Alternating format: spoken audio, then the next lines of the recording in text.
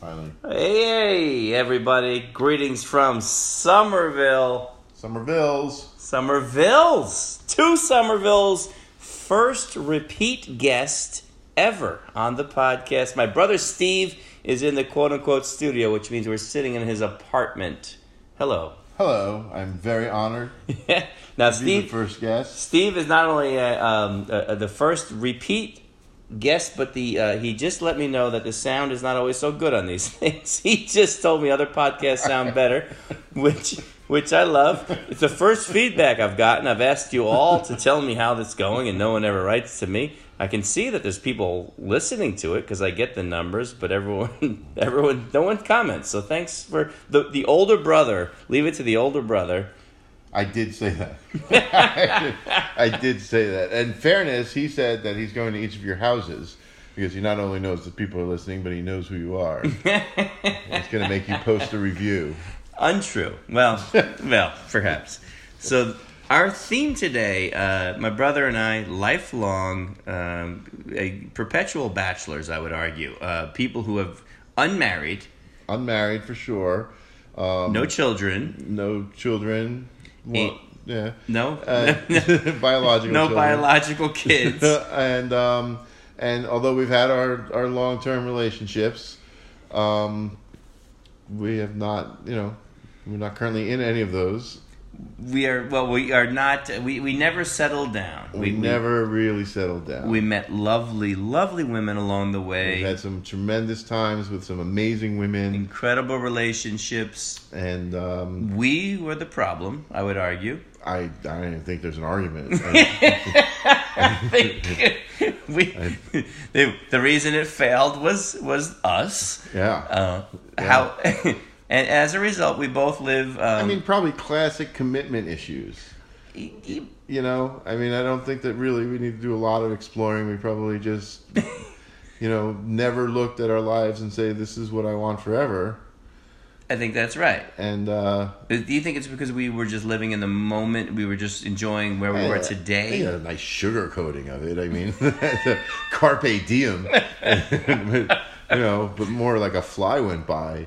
It's probably or the moment we were doing. Well, but for me now, that's it's always been a thing for me because my resistance has always been I met someone nice, I liked them very much, I'd love to date them, and then as soon as it was going well, it felt like that she wanted to move it forward. Like, oh, we're dating, it's great, this is great. Well, then let's be exclusive. And like, okay. But then, now we're exclusive. Well, let's move in together. I was like, and we're happy where we are right now. In this moment, it's going well. Why do you keep trying to change where we are?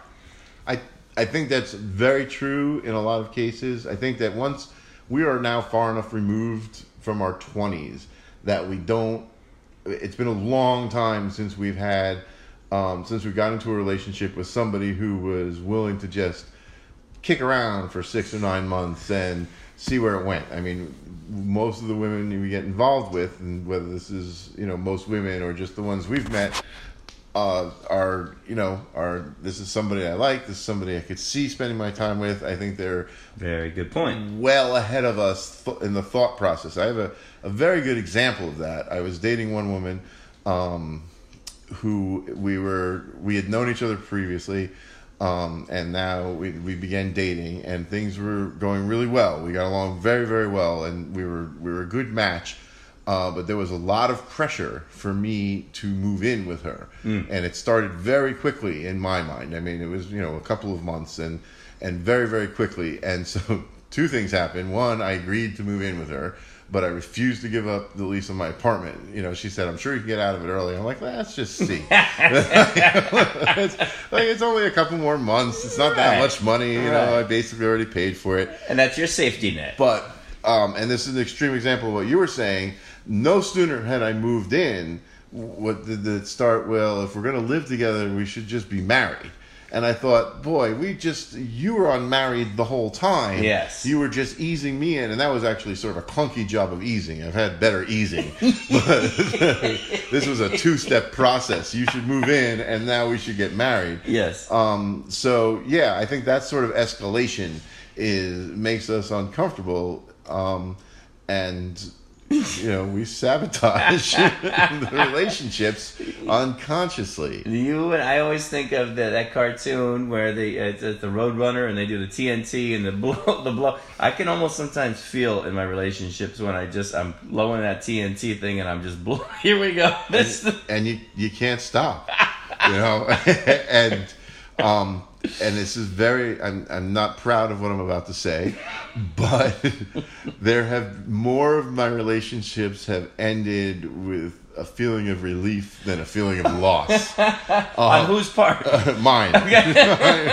That's why I'm not proud of it. The very few relationships have ended where I was like, oh God, what have I done? And more like, oh man, what have I done? Phew. I'm watching football all day. Do that? Well, watching I had a breakup. This is so true.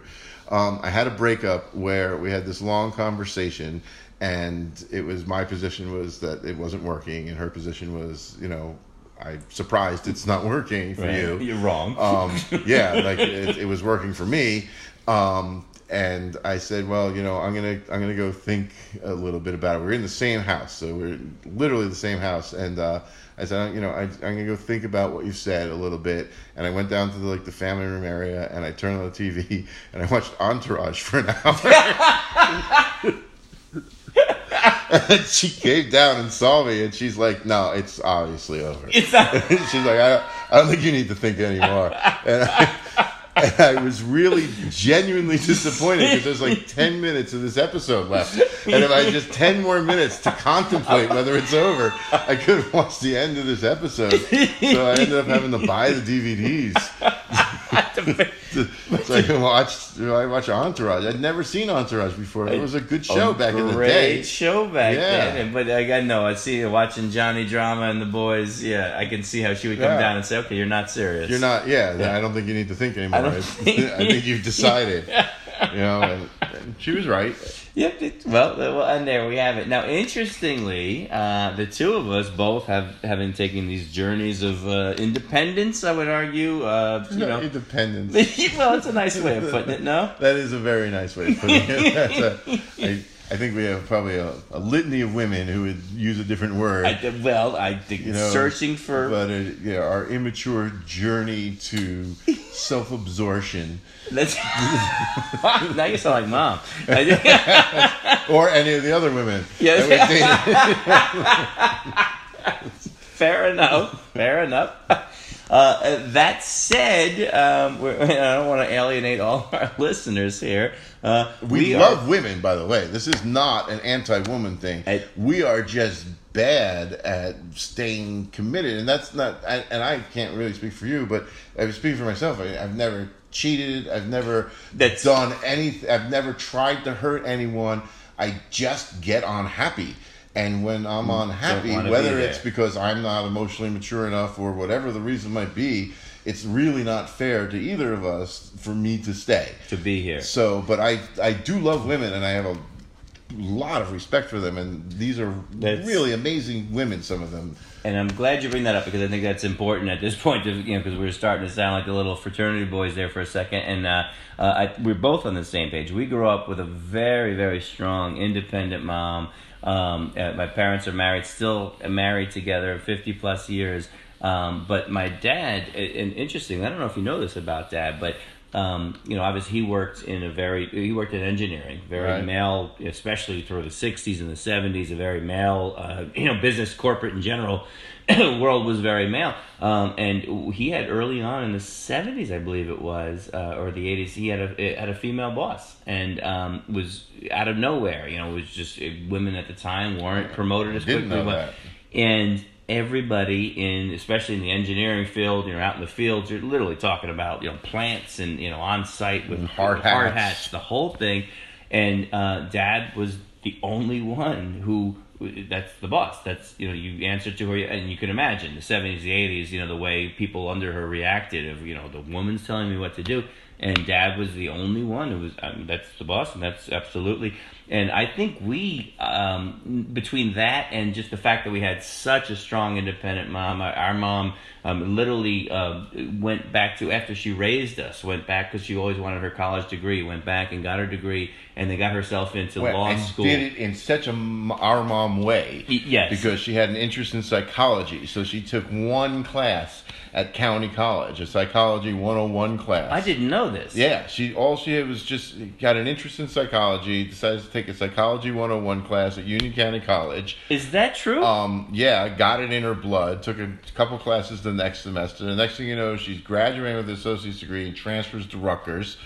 Gets out of Rutgers, gets into NYU Law School, which is one of the top 10 law schools in the country. Yeah, and goes to law school and graduates. Taking the train in from Jersey while she's raising kids back home. I was in high school. I remember her getting on the train. Getting on the train, studying at night, doing the whole thing. But it started with, it's such a mom way to do it. Started with one class. The next time she's graduating from NYU Law School with JFK Jr. Honest to God, he was a classmate of JFK Jr. It's just, I mean, if that is... Yeah, you couldn't write that, you know, and have it be believable. No, that's exactly right, and that's why I think, and important to point out to that our reverence and our respect for women is gigantic. I, as you've mentioned, not to go from mom to cheating, but I also have never ever cheated in a relationship. In fact, in my act, I do the joke. I've never had a one night stand. I'm not just going to give this away. I love that joke. I love that joke. And people, gets a little too much of a laugh from the women, but okay. It does get a big laugh. Many an audience. The women get quite a kick out of it. But point being, we have certainly, if there's been an issue, it's been us, and we've met some very nice women. All this is leading up to the subject of our... Dun, dun, dun, dun. We are both right now... in and happily with somebody. And not just, I mean, it's not just another thing that's going to peter out. Both of us are panicked. Which is a good sign. Yeah. Because we don't want to leave. And the quicksand is there like always, and we're getting deeper and deeper, and we're not trying to get out. So, it's Steve and I have huddled together more than once and shared notes. The first thing that we both have had to do was hike. Oh, well, in fairness, I met my girlfriend on a hike. You signed up for a hiking thing. I signed up for... Which could not be more not you. Not me. I was going through a phase... And it has come back to bite me. I did sign up for a hiking thing. I went through a period where I wasn't with anybody. I didn't have a lot going on socially. I went online, did like some meetup things, and one of the groups was doing a hike, and I went on the hike. And I met this woman, and we chatted, and it turned out that we were both going to do the hike, a different hike the next weekend. And so you met her beforehand? I met her online. No, on the hike. Oh, okay. So no, but I meant like you touched base beforehand via this app, or you didn't know who she was? Okay. No, met her for the first time at the hike. So Got I mean, you. talk about imposter syndrome. She thinks I'm this hiking dude. This is my first ever hike, and we went through. Just as an example, the second hike we spent the whole time talking. It was very, very fun. But it was long. It was like 4 hours of hiking. And we get back, and I'm thinking like I might collapse. Like I may not make it to the car. And she goes, "That was a really great half hike." And I had the voice that said, "Run like the wind." Run now. We did a half. And unfortunately, I had just done 4 hours of hiking, so running was out of the question. But I did ask her out, and we went on a proper date. Okay. And, how long was your hike? The second one was 4 hours. 4 hour hike. 4 hour hike. And was it a walking path, or it was a rail trail. It was what they call a rail trail. So It used to be like in a railroad back in the 1800s. Right. I think I forget what they used to ship out of there, but the area it was in The only reason that was by the first one was like by Spruce Run, which you're familiar with. Sure. This one was like in further South Jersey. Okay. And I forget, they used to grow something there and ship and use trains to get it out. Whatever you call that. It's not okay. whatever that Freight is. train, whatever. Yeah, they used to freight it out of there. Okay. And so anyway, it's a rail trail, and you could walk all the way down to where the old train station was, and it was about the size of, I mean, you think of a train station, but it was about the size of, like, my living room is bigger than the train station. You know? Right. It was just this tiny little broken down building, and so we would get all the way there, and it's like 2 hours. And it occurs to me, we have to go all the way back. All the way back. And thank goodness it was mostly flat, so I was able to actually have a conversation. And so that's how I met my girlfriend. So the lady, she's not a golden girl. My lady friend, I was apparently introduced to the fact that hiking is a thing. I think from you, because you were together first with your girlfriend, and so to me it was, I heard that you were going on hikes, and I thought I had the wrong number because that's not my brother, it's not what he does, but sure enough, and lo and behold, I meet someone, and we venture on a hike. She called it a walk. To me it was. I'm still like not death right. Walk. Yes, exactly. Dead man walk. I mean, I'm still not right from this. The hike, which when he texts me about it, it's in caps. The hike. It's called the hike. Yeah, with capital T, capital H. Still, actually, she is in better shape than me, which is not saying a lot. No. And we decided to venture down this trail. We were just sightseeing, and then here's a little path. Let's see what this is about. And there apparently was a waterfall at the end of this walk / hike, and she said, well, let's go check out this waterfall. And so not only you throw yourself in. That's well, the first thought. It's like, oh, finally, sweet relief. I can. Death is at the end. End it all on this thing. Well, and the worst part about it was there was no signage or information about how far this waterfall was. So we started out, and you just kept going, and people would be coming back. And you'd be like, how far is this thing? That's the train station. Just keep, dude, we're going to the train station. Well, where is it? Where is the train station? It's coming up. It's got to be coming up. I mean, the earth ends at some point. It's sooner or later, something's got to be. There's got to be some crappy old building. It's coming. Somewhere there's going to be a train station. You got a waterfall. Well, we had a waterfall. I got a building you can't even go in safely. Well, I'm telling you, people are passing me, and they're coming out, and they're literally, one guy's carrying a baby. There's an old couple. They look like they're in their 70s. So she's, I'm seeing these people coming back from the waterfall going, all right, well, I can't, because I'm starting to tire, and I'm talking less. She says, at one point, you just stopped talking, and I knew something was wrong. Because I couldn't. My tongue swelled up. I had no breath. My mouth was dry. It wasn't that I didn't want to talk. I wanted to beg for mercy. I couldn't speak. No joke, at one point checked my phone. I didn't have cell access because I thought if someone broke a leg, they'd probably have to airlift them out. And that's an option right now. Well, how much could it be? $400? I'll put it on a credit card. Whatever. It's one broken leg. $200. Yeah. Send and a free helicopter ride, which people pay good money for. It's probably cheaper.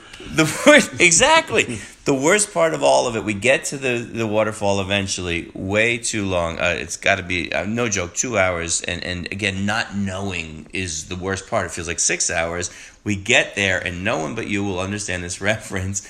I said, it's like Spinal Tap. I expected this towering waterfall, this huge, gigantic, crashing down, bathing waterfall. And it's waterfalling. It's 5 feet. It's like a 6-foot waterfall. It's like an overflowing tub. It literally looked like... And I make the Spinal Tap joke, and nobody gets it. Nobody knows what I'm talking about. Stonehenge. They're like 16 inches. It's just, no one understands. On the way, I find some more people who had done it. I say it to them, nothing. I mean, you got to be kidding me. So hiking, I'm told, per woman, and I ask, per women is a thing. It's a relationship thing. I said, what is a thing with hiking? And according to her, it was a relationship building experience. We did something together. It was physical. It was active. And she claims, and she's right, we grew together. We got out of that thing, and she said we were younger and more innocent when we started that. And she was right. A lot younger. Yes. Yeah. Well, at some point, we had to go to the bathroom, so we didn't even know each other that well. And at some point, you just say, I'm pulling over and dropping my pants, and we're going to pee here on the trail. And so that kind of stuff went down. And yeah, at some point, you're like, okay, we're no longer, we went from dating or trying to impress each other to being survival mode. Right. Yeah, and I think that's probably a really good point, as you start to see the real person. Yeah. The essence. Our real people, we're quitters. and we do not appreciate the beauty of nature if it requires that much exertion. Not at all. I have screensavers that are gorgeous nature shots. I love them. Way prettier than anything we could take. 100% better. And then, yeah, and we're not in it. And the thing about it is they never, they don't seem to get tired. That's the frustrating part. That's the amazing part. I'm literally holding on for dear life, just trying not to pass out. And she'll see a hill and be like, "Oh, let's go up there." And like, let's go up there. Why would we do that? Why would you? That's a hill. Ever? Why I don't want to. The worst choice you could make. Yeah. That's like, of all the things we could do, number one would be turn around and start going back. Number two would be stay on this flat trail. And the one that you don't even consider is, let's go up to the top of this hill just to see if there's anything there. And now your lady friend is very active, and you've continued to hike, correct? So, yeah, not as much lately. Okay. Because we've had other things to do, and we have limited time. I'm sure you're introducing any idea. Yeah, no, there's no ideas that don't involve walking. Okay. But we do a lot of other types of walking. Like, she lives in a town where they have a downtown area. It's about a mile and a half away, and they have festivals and they have fairs, and we can walk down there. Are there funnel cakes? There are. I'm not really allowed to buy them, but there are funnel cakes. I can watch other people eat sausage and peppers and stuff like that. So that's sort of fun for me now. I like that. This is not the Steven I grew up with. Well, that's the thing, is that these relationships change you. Right. And you've had a joke like that for a long time, is that when you get into a relationship like that, your whole life changes. Yes. And she basically does the stuff she's always been doing. You just do it with her now. That's true. Yeah, and so that's essentially what's happened, is she does basically the same thing she's always done, and I'm trying to keep up. I'm 4 steps behind, huffing and puffing, going, "No, I'm having fun, baby. It's going great. This is so great. I don't care about Alabama, Georgia." College football. Because you and I used to text each other, nonstop on a college football Saturday. Forget it. Just nonstop about the games, tuning this, watching this, are you doing this and that. And I sometimes will send you a text now, or not, because I sometimes don't get to. But yeah, and I don't want to hear back. And it really does, it kills a little bit me inside to have to text back, "I'm not watching the game. I'm not watching the game." And I can't even bring myself to tell you what I am doing most of the time instead of watching the game. But I'm like, I'm not watching the game. I'm not watching. You're like, "Did you see Oklahoma?" I'm like, No. I did not. Is it still football season? Yeah. I to be fair, my girlfriend is very accommodating of college football. Okay. I think part of it is because it's my one sport. It's 14 Saturdays a year, even though that's a big chunk of the time that we see each other, and I do not spend the whole day on the couch watching college football. She is extremely understanding that it is my interest. Right. And if I was also then going to move on to basketball and hockey and baseball, right, it probably would not be the same. Or even NFL football, I don't watch that as much, but college football is my Now, thing. are you just saying that because you think she's going to be listening to this? I know she's going to be listening to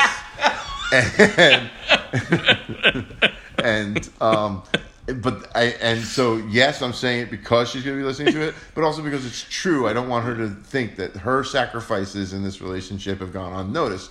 I know that there are times when I'm watching a 3:30 game where now the night games are fine because she's early. Passed out. She's an early to bed type of person. Well, she runs, she hikes, she does all her stuff, and then that's the other thing I wanted to get to is that it's not just the hiking. We both have extremely active women, just lifestyle-wise. Yes. That don't settle down. Yes. No, there's no downtime. We talked about that.